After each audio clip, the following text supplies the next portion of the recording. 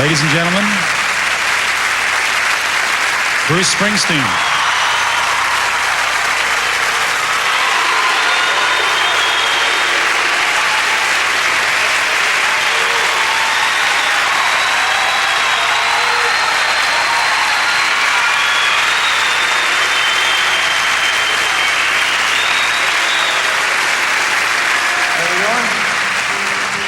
I met Harry in 1978. I was in the studio. He was making a record in another studio, and he came smiling up to me and started talking to me. And 20 minutes went by, 30 minutes went by.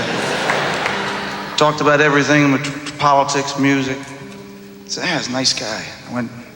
Next night I came in, Harry comes bounding up, smiling again. Starts talking to me. 30 minutes goes by. So finally, I used to try to hide from him. I'd come in and I asked the secretary if Harry was in the lobby. And I'd sneak in the studio. So we went out to California to mix, and I'm standing on this balcony, third floor of this motel, and I hear, hey. I look down and there's Harry. And he starts talking to me.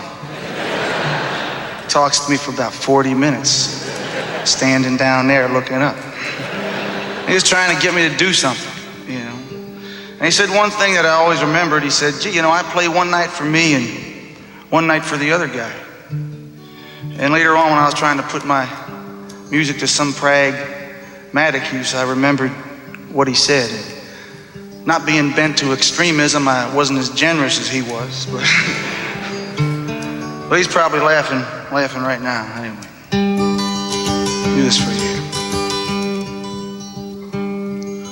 Remember when the music came from wooden boxes strung with silver wire, and as we sang, the words would set our hearts on fire to believe in things, and so we'd sing. Remember when the music brought us all together to stand inside the ring, and as we joined hands we'd meet in the refrain, with dreams to live and hope to give. Remember when the music was the best of what we dreamed of for our children's time, and as we worked we sang, 'cause we knew time was just a line, gift to save, gift the future gave.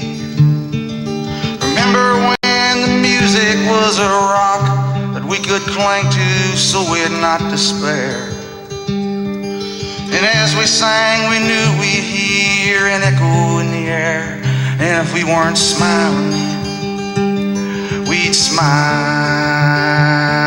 again. Yeah, and all the times I listened, and all the times it hurt, and all the melodies I'm missing, and all the magic words, all the beautiful voices, and the choices we had then. I hope to find we got those kinds of choices once again.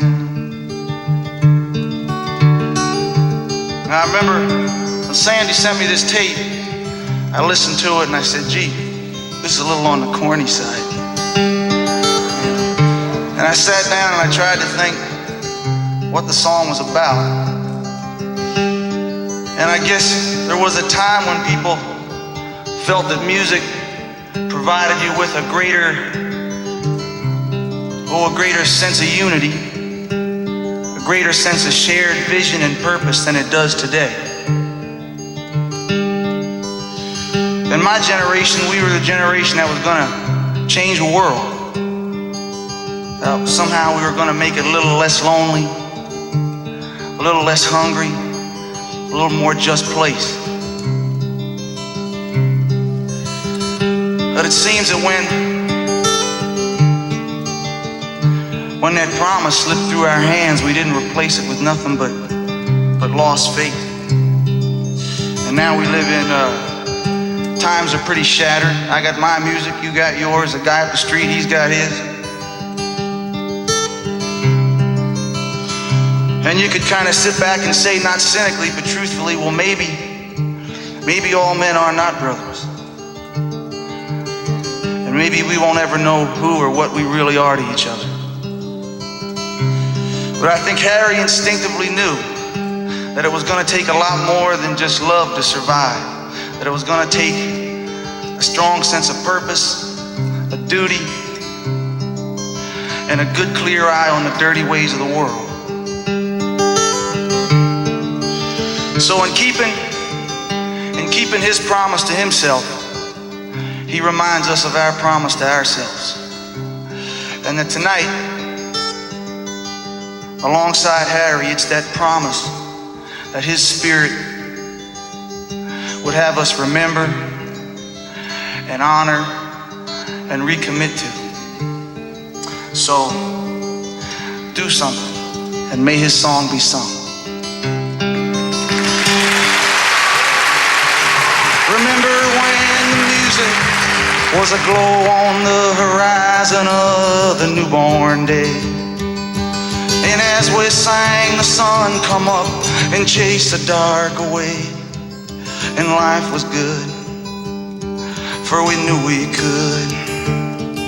Remember when the music brought the night across the valley as the day went down, and as we hummed the melody, we'd be safe inside the sound, and so we'd sleep to awake with dreams and promises to keep.